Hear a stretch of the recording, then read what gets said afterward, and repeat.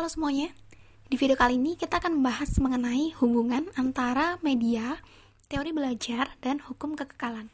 Silakan disimak.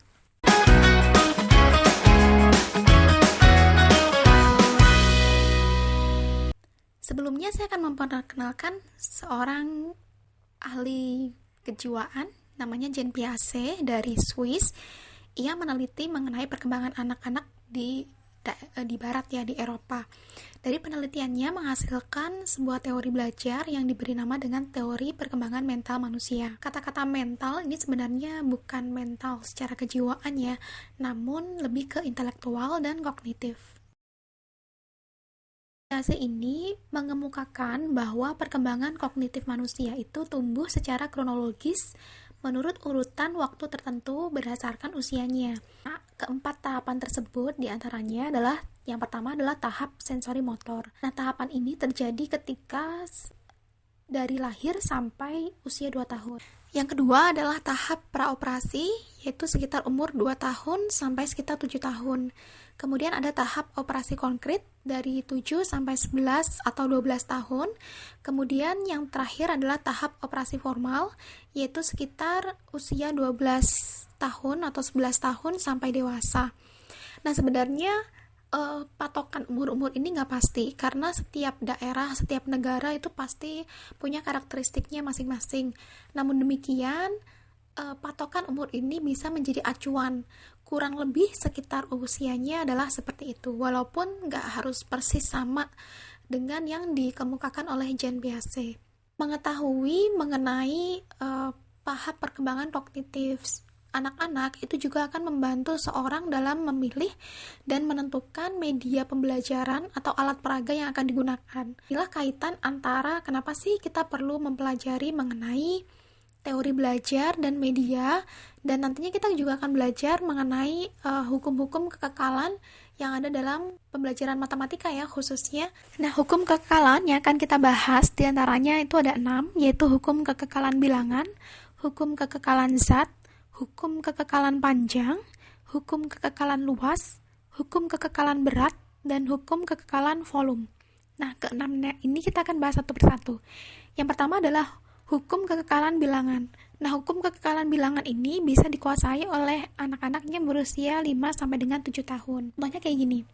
Misalkan kita memberikan anak tersebut sekumpulan objek yang sama, jumlahnya ada 6. Nah, kemudian kita susun lagi objek tersebut, tetap sebenarnya jumlahnya 6, tapi kita susun agak berdekatan. Seorang anak yang sudah memahami mengenai hukum kekekalan bilangan, anak tersebut tetap akan menganggap bahwa jumlah kedua kelompok ini adalah sama, 6 gitu. Namun seorang anak yang nggak paham mengenai hukum kekekalan bilangan, dia akan bilang bahwa yang kelompok A ini memiliki objek yang lebih banyak daripada kelompok B, karena terkesan lebih banyak ya, lebih panjang gitu ininya. Ketika seorang anak yang sudah memahami hukum kekekalan bilangan, dia nggak peduli dengan jarak antar objeknya ya, tapi dia akan mengkorespondensikan per objeknya itu, bahwa oh ternyata ini ada pasangannya sama, berarti jumlahnya juga sama juga. Ini adalah hukum kekekalan bilangan. Nah, yang kedua adalah hukum kekekalan zat. Ini berlaku atau bisa dipahami ketika anak usia 7 sampai 8 tahun. Intinya adalah misalkan kita memberikan 2 gelas yang berisi zat yang sama atau zat cair yang sama. Nah, kemudian salah satu gelasnya itu kita ganti nih gelasnya, ukuran gelasnya ini lebih ramping, memanjang, sehingga yang satunya jadi agak lebih tinggi gitu. Nah, anak yang sudah memahami hukum kekekalan zat, dia akan bilang bahwa ya volume zatnya itu sama, walaupun terkesan yang di sini agak lebih tinggi gitu. Tapi misalkan anak itu belum memahami hukum kekekalan zat, dia akan mengatakan bahwa jumlah zat yang ada di gelas yang kecil ini itu lebih banyak daripada di gelas yang satunya. Nah, ini mengenai hukum kekekalan zat. Berikutnya adalah hukum kekekalan panjang. Ini dapat dipahami untuk anak usia 7 sampai 8 tahun. Jadi diberikan 2 utas tali yang ukurannya sama panjang. Kemudian tali yang satunya kemudian kita agak bengkokkan atau kita kumpulkan gitu bergelombang sehingga dia agak lebih pendek dari ukuran tali yang ketika diperpanjang, ketika lurus talinya. Nah, ketika seorang anak sudah bisa memahami hukum kekekalan panjang, dia akan melihat bahwa walaupun terkesan bahwa tali ini lebih pendek, tapi sebenarnya ukurannya adalah sama. Kalau misalkan dia luruskan talinya, itu kalau misalkan sudah memahami hukum kekekalan panjang. Namun kalau misalkan belum memahami, anak tersebut akan bilang kalau tali A itu lebih panjang daripada tali yang sudah digelombangkan itu. Nah, ini mengenai hukum kekekalan panjang. Nah, selanjutnya ada hukum kekekalan luas. Nah, hukum kekekalan luas ini bisa dipahami untuk anak usia 8 sampai dengan 9 tahun. Prakteknya, misalkan kita mau praktekkan ada papan misalkan, nah kemudian papannya itu kita bagi menjadi 4, seperti ini. Nah, anak itu akan melihat bahwa papan yang atas dan papan yang bawah ini sama ukurannya, karena terlihat sama gitu ya. Nah, kemudian kalau misalkan papan yang sudah kita bagi 4 ini, agak kita jarang-jarangin nih ininya. Posisinya agak kita pisahkan.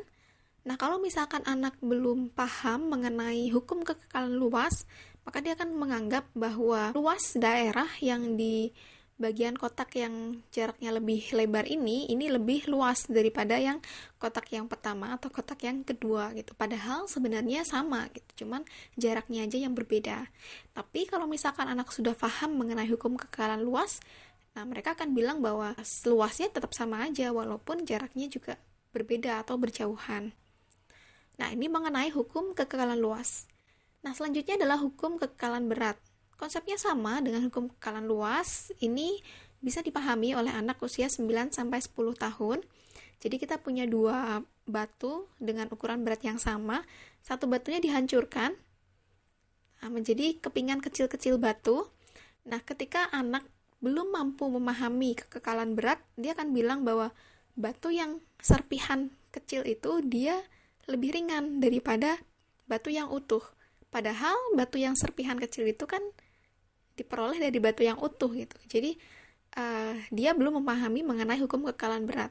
Tapi kalau misalkan seorang anak sudah mampu memahami hukum kekekalan berat, dia akan tetap mengatakan tidak peduli berapapun ukuran batunya, karena batu yang kecil ini diperoleh dari batu yang beratnya tadi sama, berarti dia akan mengatakan bahwa berat dari batu ini ya tetap sama. Ini mengenai hukum kekekalan berat. Nah, yang terakhir adalah mengenai hukum kekekalan volume. Ini bisa dipahami oleh anak usia 14 sampai dengan 15 tahun. Usia ini jadi patokan yang pasti ya, karena setiap negara, setiap daerah punya karakteristik perkembangan mental yang berbeda juga setiap anaknya. Jadi di sini ada gelas besar dan ada gelas kecil. Gelas besarnya ini diisi oleh cairan. Di ujung dari gelas ini ada lubang. Misalkan cairannya melebihi batas itu berarti nanti akan keluar ke gelas kecil.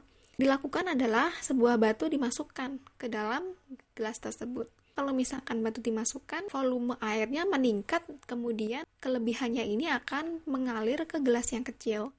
Ketika seorang anak sudah mampu memahami mengenai hukum kekekalan volume, dia akan mengatakan bahwa volume air yang tumpah ini akan sama dengan volume batunya. Jadi misalkan ditanyain, berapa volume batu? Maka dia akan mengatakan volume batu itu sama dengan volume air yang keluar. Nah, hukum kekekalan ini merupakan dasar atau basic untuk pengetahuan awal ketika kita ingin mempertimbangkan suatu alat peraga, khususnya alat peraga dalam bidang pembelajaran matematika. Maksudnya apa? Secara lebih spesifik, misalkan nih ada seorang guru. Dia ingin mengajarkan mengenai penjumlahan kepada seorang anak kelas 2 SD. Maka guru tersebut harus mengidentifikasi kelas 2 SD ini sekitar umur berapa ya gitu. Yaitu sekitar 7 sampai 8 tahun. Dengan menggunakan acuan usia tadi, guru tersebut bisa memperkirakan, oh kalau misalkan usia 7 sampai 8 tahun sesuai dengan tahapan perkembangan mental dari Piaget, maka anak tersebut diasumsikan sudah memahami mengenai hukum kekekalan bilangan, hukum kekekalan panjang, dan hukum kekekalan Z.